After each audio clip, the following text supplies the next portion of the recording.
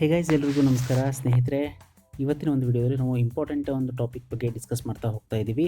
ನೋಡಿ, 2024ರಲ್ಲಿ ನೀವೇನಾದರೂ ಮನೆಯನ್ನು ಕಟ್ತಾ ಇದ್ದೀರಿ ಅಂತಂದರೆ, ಅಂದರೆ 1000 ಸ್ಕ್ವೇರ್ ಫೀಟ್ನ ಒಂದು ಮನೆಯನ್ನು ಕಟ್ತಾ ಇದ್ದರೆ ಅದಕ್ಕೆ ತಗುಲುವಂತಹ ಒಟ್ಟು ವೆಚ್ಚ ಎಷ್ಟು?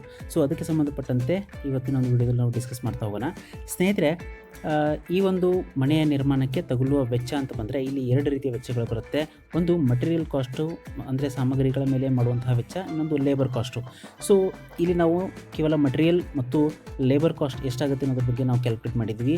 ಇದರಲ್ಲಿ ಬೋರ್ವೆಲ್ ಪಾಯಿಂಟ್ ಆಗಿರ್ಬೋದು ಅಥವಾ ಇಂಟೀರಿಯರ್ ವರ್ಕ್ ಆಗಿರ್ಬೋದು, ಇವು ಯಾವುದನ್ನು ಕೂಡ ಕನ್ಸಿಡರ್ ಮಾಡ್ತಾ ಇಲ್ಲ. ಓಕೆ ಸ್ನೇಹಿತರೆ, ಈಗ ಫಸ್ಟ್ ಒನ್ ಬರುವಂಥದ್ದು ನಮಗೆ ಬ್ರಿಕ್ಸ್ಗಳ ಬಗ್ಗೆ. ನೋಡಿ, ಮನೆಯನ್ನು ಸಾಮಾನ್ಯವಾಗಿ ಇಟ್ಟಿಗೆಗಳಿಂದ ಅಥವಾ ಲ್ಯಾಟ್ರೈಟ್ ಸ್ಟೋನ್ಗಳಿಂದ, AC ಬ್ಲಾಕ್ಸ್ಗಳಿಂದ ಕಟ್ತಾ ಹೋಗ್ತಾರೆ. ಹೀಗಾಗಿ ಅದರ ರೇಟ್ನಲ್ಲಿ ವೇರಿಯೇಷನ್ಸ್ಗಳು ಇದ್ದೇ ಇರುತ್ತೆ. ಅದರ ಜೊತೆಗೆ ನಾವು ಯಾವ ಏರಿಯಾದಲ್ಲಿ ಕಟ್ತಾ ಇದ್ದೀವಿ, ಯಾವ ಜಿಲ್ಲೆ, ನಗರ, ಪ್ರದೇಶ, ಇವೆಲ್ಲವೂ ಕೂಡ ನಮಗೆ ಆ ಮನೆಯ ಕಟ್ಟುವಂತಹ ಒಂದು ಖರ್ಚಿನ ಮೇಲೆ ವ್ಯತ್ಯಾಸ ಆಗ್ತಾ ಇರುತ್ತೆ. ಸೊ ಇಲ್ಲಿ ನಿಮಗೆ ಒಂದು ಆ್ಯಾವ್ರೇಜ್ನ ನಾನು ನಿಮಗೆ ಕೊಡ್ತಾ ಹೋಗ್ತೀನಿ. ನೋಡಿ, ಸಾಮಾನ್ಯವಾಗಿ ಒಂದು 1000 ಸ್ಕ್ವೇರ್ ಫೀಟ್ನ ಮನೆಯನ್ನು ಕಟ್ಟೋದಕ್ಕೆ ಹತ್ತಿರ 1,35,000ರಿಂದ 1,80,000ವರೆಗೆ ನಾವು ಇಟ್ಟಿಗೆಗಾಗಿ ಖರ್ಚು ಮಾಡಬೇಕಾಗತ್ತೆ. ಇನ್ನು ಸಿಮೆಂಟ್ ವಿಷಯಕ್ಕೆ ಬಂತಂದರೆ ಒಟ್ಟು ಸಿಮೆಂಟ್ ಎಷ್ಟು ಬೇಕಾಗುತ್ತಂದರೆ, ನೋಡಿ, 400ರಿಂದ 450 ಬ್ಯಾಗ್ ಸಿಮೆಂಟು ನಮಗಿಲ್ಲಿ ಬೇಕಾಗುತ್ತೆ. ಸೊ ಇದನ್ನು ಒಟ್ಟು ವೆಚ್ಚ ಅಂತ ಕನ್ಸಿಡರ್ ಮಾಡೋದಾದರೆ 1,68,000ರಿಂದ 1,80,000ವರೆಗೆ ಕೂಡ ನಾವು ಸಿಮೆಂಟ್ಗಾಗಿ ಖರ್ಚು ಮಾಡಬೇಕಾಗತ್ತೆ. ಸೊ ಇಲ್ಲಿ ಸಿಮೆಂಟ್ ಅಗೇನ್ ಬೇರೆ ಬೇರೆ ಕಂಪ್ನಿಗಳಿರೋದ್ರಿಂದ ಆ ಕಂಪ್ನಿಗಳು ನಿಗದಿಪಡಿಸುವ ಬೆಲೆ ಕೂಡ ವೇರಿ ಇರುತ್ತೆ. ಸೊ ಹೀಗಾಗಿ ಈ ಒಂದು ಆ್ಯಾವ್ರೇಜ್ನಲ್ಲಿ ನೀವು ಕನ್ಸಿಡರ್ ಮಾಡ್ಬೋದು.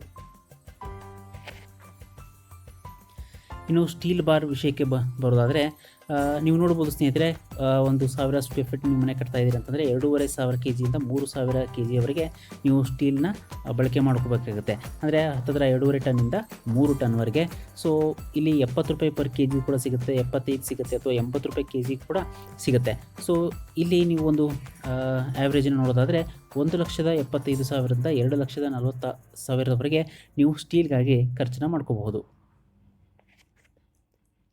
ಇನ್ನು ಸ್ಯಾಂಡ್ ವಿಷಯಕ್ಕೆ ಬರೋದಾದರೆ ಸ್ನೇಹಿತರೆ, ಇಲ್ಲಿ ನಾವು ಸ್ಯಾಂಡ್ನ ಕನ್ಸಿಡರ್ ಮಾಡ್ತೀವಿ.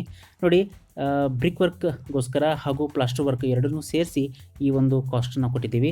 ಸೊ 68,000ರಿಂದ 75,000ವರೆಗೆ ಸ್ಯಾಂಡ್ಗೋಸ್ಕರ ಖರ್ಚು ಆಗ್ಬೋದು.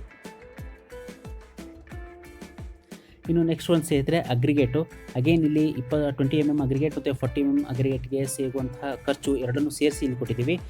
ನೀವು ನೋಡ್ಬೋದು 50,000ರಿಂದ 72,000ವರೆಗೆ ನಿಮಗೆ ಅಗ್ರಿಗೇಟ್ಗೋಸ್ಕರ, ಅಂದರೆ ಕಡಿಗೋಸ್ಕರ ನೀವು ಖರ್ಚನ್ನು ಮಾಡ್ಬೋದು. ಇನ್ನು ವುಡ್ ವರ್ಕ್ ಎಷ್ಟಾಗುತ್ತೆ ಅಂತಂದರೆ, ನೋಡಿ ಸ್ನೇಹಿತರೆ, ಅಗೇನ್ ಇಲ್ಲಿ ಯಾವ ವುಡ್ಡನ್ನು ನಾವು ಬಳಕೆ ಮಾಡ್ತಾ ಇದ್ದೀವಿ ಮತ್ತು ಡೋರ್ ಆಗಿರ್ಬೋದು, ವಿಂಡೋ ಆಗಿರ್ಬೋದು, ಅವುಗಳ ಸೈಜ್ ಏನು, ಸೊ ಎಲ್ಲವೂ ಕೂಡ ವೇರಿ ಆಗ್ತಾ ಇರುತ್ತೆ. ಸೊ ಇಲ್ಲಿ ನಾವು 1,20,000ರಿಂದ 2,25,000ವರೆಗೆ ನಾವು ವುಡ್ ವರ್ಕ್ಗಾಗಿ ತೆಗೆದಿಡ್ಬೋದು. ಅದೇ ರೀತಿ ಸ್ನೇಹಿತರೆ, ಗ್ರಾವೆಲ್ ಫಿಲ್ಲಿಂಗ್, ಹೌದಾ? ಸೊ ಇದಕ್ಕೆ ನಾವು 30,000ದಿಂದ 46,800ರವರೆಗೆ ಖರ್ಚು ಬರುವಂಥ ಸಾಧ್ಯತೆ ಇರುತ್ತೆ.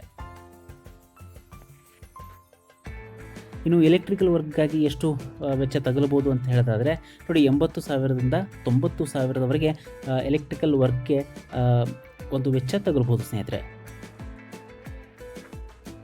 ಅದೇ ರೀತಿ ಪ್ಲಂಬಿಂಗ್ ಕೆಲಸಗಳಿಗೆ ಸಂಬಂಧಪಟ್ಟಂತೆ 80,000ರಿಂದ 85,000ವರೆಗೆ ಪ್ಲಂಬಿಂಗ್ ಕೆಲಸಗಳಿಗೆ ಹಣ ವ್ಯಯ ಆಗುವ ಸಾಧ್ಯತೆ ಇರುತ್ತೆ. ಇನ್ನು ಅದೇ ರೀತಿ ಸ್ನೇಹಿತರೆ, ಪೇಂಟಿಂಗ್ ವರ್ಕ್. ಸೊ ಇಲ್ಲಿ ಕೂಡ ಅಷ್ಟೇ, ಪೇಂಟಿಂಗಾಗಿ 80,000ರಿಂದ 1,00,000ವರೆಗೆ ನಮಗೆ ಪೇಂಟಿಂಗ್ಗೋಸ್ಕರ ಹಣ ಖರ್ಚಾಗುವ ಸಾಧ್ಯತೆ ಇರುತ್ತೆ. ಇನ್ನು ಫ್ಲೋರಿಂಗ್ ವರ್ಕ್ ನೀವು ನೋಡೋದಾದರೆ, ಇಲ್ಲಿ ಗ್ರಾನೈಟ್ ವರ್ಕ್ ಆಗಿರ್ಬೋದು ಅಥವಾ ವಿಟ್ರಿಫೈಡ್ ವರ್ಕ್ ಆಗಿರ್ಬೋದು, ಸೊ ಇವೆಲ್ಲನೂ ಕೂಡ ನಾವು ಸೇರಿಸಿ ಹೇಳ್ತಾ ಇರೋದು. ಅಂದರೆ ವಾಲ್ ಟೈಲ್ಸ್ ಎಲ್ಲನೂ ಕೂಡಿಸಿ ಹೇಳೋದಾದರೆ ನಿಮಗೆ 90,000ರಿಂದ 1,08,000ವರೆಗೆ ನಿಮಗೆ ಫ್ಲೋರಿಂಗ್ಗೋಸ್ಕರ ಖರ್ಚಾಗ್ಬೋದು ಸ್ನೇಹಿತರೆ. ಇನ್ನು ಲೇಬರ್ ಕಾಸ್ಟ್. ನೋಡಿ, ಲೇಬರ್ ಕಾಸ್ಟ್ ಎಷ್ಟು ಬರ್ಬೋದು? ಇಷ್ಟು ಹೊತ್ತು ನಾನು ಹೇಳಿದ್ದು ಕೇವಲ ಮಟೀರಿಯಲ್ ಕಾಸ್ಟ್ ಸ್ನೇಹಿತರೆ. ಈ ಲೇಬರ್ ಕಾಸ್ಟ್ ಅಂದರೆ ಸಿವಿಲ್ ವರ್ಕ್ ಆಗಿರ್ಬೋದು, ಪ್ಲಂಬಿಂಗ್ ಆಗಿರ್ಬೋದು, ಎಲೆಕ್ಟ್ರಿಕಲ್ ಆಗಿರ್ಬೋದು, ಅಥವಾ ಪೇಂಟ್ ವರ್ಕ್ ಆಗಿರ್ಬೋದು, ಇವೆಲ್ಲವೂ ಸೇರಿದರೆ ನಿಮಗೆ 3,500ರಿಂದ 4,00,000ವರೆಗೆ ಲೇಬರ್ ಕಾಸ್ಟ್ ಬರ್ಬೋದು. ಅದೇ ರೀತಿ ಹಾಗಾದರೆ 1000 ಸ್ಕ್ವೇರ್ ಫೀಟ್ನ ಕಟ್ಟೋದಕ್ಕೆ ಸೊ ನಮ್ಮ ಜೇಬಿನಲ್ಲಿ ಎಷ್ಟು ದುಡ್ಡು ಇರಬೇಕು ಅಂತಂದರೆ ಹತ್ತಿರ 15,40,000 45,800ರಿಂದ 16,82,000 ಹತ್ತತ್ರ 17 ಲಕ್ಷ ಒಂದು ಬಜೆಟ್ನ ಇಟ್ಕೊಂಡ್ರೆ ನಾವು 1000 ಸ್ಕ್ವೇರ್ ಫೀಟ್ನಲ್ಲಿ ಮನೆಯನ್ನು ಆರಾಮವಾಗಿ ಕಟ್ಬೋದು.